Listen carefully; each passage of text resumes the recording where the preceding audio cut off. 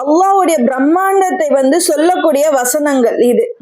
இது வந்து என்ன சொல்லுதுன்னா, வமா தஸ்குது மின் வரகத்தின் இல்லா யஅலமுஹா வலா ஹப்பத்தின் ஃபீ ظுலுமாத்தில் அர்தி வலா ரத்பின் வலா யாபிஸின் இல்லா ஃபீ கிதாபின் முபீன்.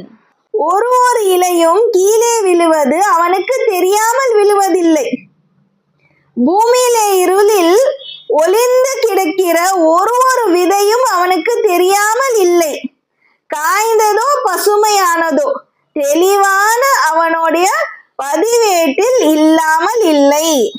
அல்லாஹ் சொல்றான், ஒரு இலை, இந்த உலகத்துல எவ்வளோ மரங்கள் இருக்கு, எவ்வளோ செடிகள், எவ்வளோ கொடிகள் எல்லாம் இருக்கு. அதுல ஒரு இலை வந்து கீழே விழுறதோ அவன் தெரியாம இல்லையா. இந்த பூமியில பாத்தீங்கன்னா எவ்வளோ விதைகள் இருக்கு, எவ்வளோ பூமியில வந்து புதைஞ்சு கிடக்குது. அது காய்ந்ததோ அது வந்து பசுமையானதோ எல்லாம் அவனுடைய அறிவுல இருக்குன்னு அல்லாஹ் சொல்றான். அதுவும் எங்க இருந்து அவன் இதெல்லாம் தெரிஞ்சு வச்சிருக்கான்? எங்க இருக்கான்? அர்ஷின் 7வது மானத்துக்கு மேல, அந்த அர்ஷுக்கு மேல இருந்து இது எல்லாம் அவன் வந்து தெரிஞ்சு வச்சிருக்கான். அது வந்து தெளிவான ஒரு புத்தகத்துல எழுதி வச்சிருக்கேன்னு சொல்லி அல்லாஹ் சொல்றான். சோ இதெல்லாம் நம்ம வந்து இந்த வசனத்தை அப்படியே கடந்து போக முடியாது. இது தனிமையில உட்கார்ந்து நம்ம சிந்திக்கணும். அவனுடைய பிரம்மாண்டம் வந்து இந்த வசனத்தின் மூலமா நம்மளுக்கு தெரியுது.